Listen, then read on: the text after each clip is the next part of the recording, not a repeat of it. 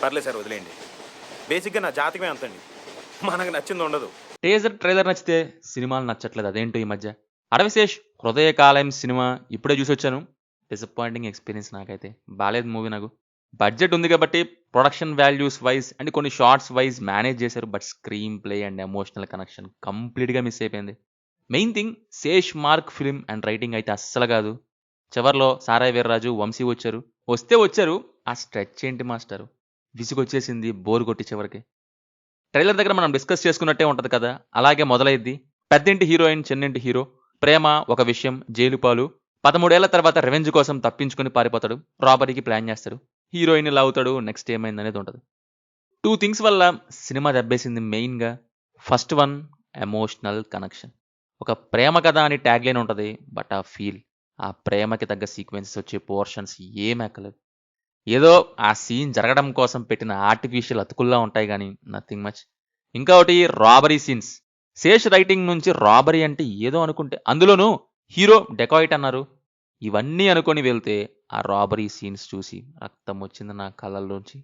సినిమాలో అదేదో డైలాగ్ వేసినట్టు ఏటీఎం సెంటర్కి వెళ్ళినంత ఈజీగా వెళ్ళిపోతారు. మన ఇల్లే అన్నంత ఈజీగా రాబరీ సీన్స్ ఒకటి కాదు 3 సార్లు జరుగుతాయి. రాబరీ కాదు ఇంపార్టెంట్. దాని తర్వాత వచ్చే కాన్సిక్వెన్సెస్ ఇంపార్టెంట్. అసలు అవేం ఉండవన్నట్టే చేసేస్తారు. ముందు డబ్బు, ఆపరేషన్, తర్వాత ఉంటే ఏంటి, పోతే ఏంటి అంటారు.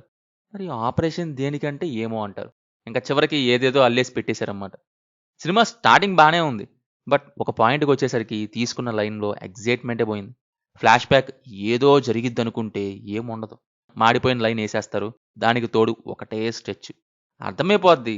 బట్ లాగుతూనే ఉంటారు. ఇంకా సెకండ్ హాఫ్ రాబరీ, ఎస్కేప్ అని కంప్లీట్‌గా ఇంట్రెస్ట్ పోయింది. సారాయి వీర్రాజు రిఫరెన్స్ వచ్చిద్ది. నెక్స్ట్ శ్రీకాంత్ చేసిన ఒక సినిమా మిక్స్డ్ విత్ హృదయకాలయంతో అల్లుకుని ఒకటి. అవి పడగానే అడవిశేష్ ఏంటి, ఈ స్టోరీ ఏంటి అనిపించింది. సర్లే ఎన్నో అనుకుంటాం, అన్నీ అవుతాయి అనుకుంటూ వెళ్ళిపోదాం అనుకుంటే అవ్వదే. ఎంతసేపటికి ఎలివేషన్ కోసం ఏవేవో డైలాగ్స్ చేస్తారు. చివర్లో నీరసం వచ్చేసింది. పర్ఫార్మెన్సెస్ వైస్ మృణాల్ మెయిన్ చాలా బాగా యాక్ట్ చేశారు.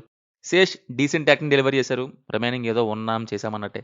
అనురాగ్ అండ్ సునీల్ నుంచి ఈ రోల్స్ చాలా అవుట్డేటెడ్ అండ్ బోరింగ్. జస్ట్ పెద్ద కాస్టింగ్ అని చెప్పడానికి తప్ప నథింగ్, ఇంకేం లేదు. అండ్ శేష్ డైలాగ్స్ కొన్ని అసలు అర్థమే కాలేదు. డైలాగ్ డెలివరీ ప్రాబ్లమా లేక మిక్సింగ్లోనో తెలియదు మరి. మ్యూజిక్ డీసెంట్, కన్నిపెట్టరో అయితే ఎక్సలెంట్. ఫైనల్లీ పెద్ద ఏం అనిపించలేదు మూవీ. శేష్ డిసప్పాయింట్ చేశారు. మీ ఇష్టమేక. No adult scenes, no bad language. Dacoit మీకు ఎలా ఉందో కింద కామెంట్స్లో మాతో తప్పకుండా షేర్ చేసుకోండి. Will meet in next video. Thank you. జై హింద్.